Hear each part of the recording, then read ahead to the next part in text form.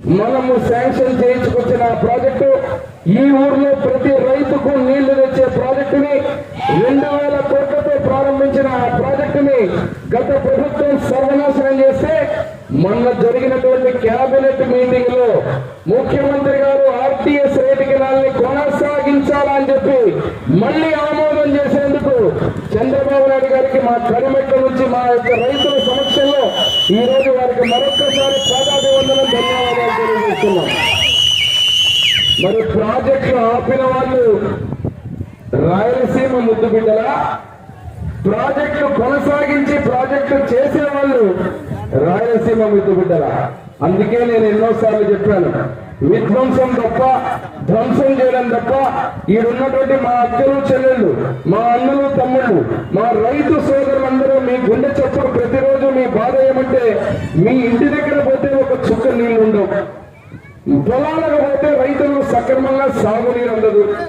మరి అదేవిధంగా ఇక్కడికి వచ్చినప్పుడు మీరందరూ ఆలోచించాల్సింది ఆ ప్రాజెక్టుని మన ప్రాంతం పశ్చిమ ప్రాంతం ఎమ్మెగనూరు నియోజకవర్గం కర్నూలు జిల్లా అంటే రాయలసీమ ప్రాంతం వెనుకబడిన ప్రాంతానికి నేను రాయలసీమ ముద్దుబిడ్డని అని చెప్పుకునే జగన్ నువ్వు ప్రాజెక్టులు గొంతు కోసి మా రైతులు గొంతు కోసిన నీవు ఎట్లా నువ్వు రాయలసీమకు ముద్దుబిడ్డ అవుతావు, ఈ రాష్ట్రానికి ముద్దుబిడ్డ అవుతావు? అందుకే నేను మనం చెప్పింది, నువ్వు రాయలసీమకు ముద్దుబిడ్డ కాదు, రాయలసీమకు పట్టిన క్యాన్సర్ గడ్డ అని చెప్పాను నేను. అందుకే ఆంధ్ర రాష్ట్రానికి పట్టిన క్యాన్సర్ గడ్డ.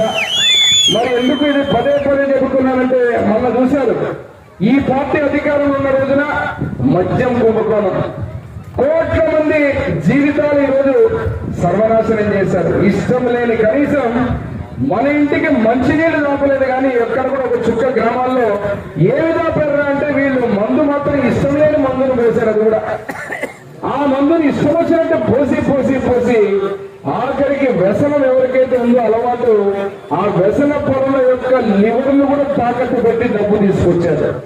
మరి ఈరోజు ఆ డబ్బులతో ఇష్టం వచ్చినట్టు మన జీవితాల్లో ఉన్న ఆనందాన్ని అంతా కొట్టేసి ఆ డబ్బులతో ఏం చేశారంటే విదేశాల్లో పోయి జల్సాలు చేశారు, విలాసాలు చేసుకున్నారు. నిన్న పేపర్లో సాక్ష్యాధారాలతో పాటు వస్తుంది ఎంతమంది 800,000 కోట్లు కొట్టేశారని. ఇప్పుడు సాక్ష్యాలతో పాటు దొరుకుతా ఉంటే ఇప్పుడు మాట్లాడుతున్నారు పాపం ఉలికి పడి. ఏం చెప్తారు, తెలుగుదేశం అధికారంలోకి వచ్చింది, కూటమి అధికారంలోకి వచ్చింది కాబట్టి మా మీద కక్ష కట్టి ఈ రోజు మీరు కేసులు పెడుతున్నారు. ఎందుకు పెడతామయ్యా మీ మీద మేము కేసులు? మాకేముంటుంది కక్ష? ప్రజలకు మీరు చేసినటువంటి పాలన, ప్రజలను మీరు పీడించి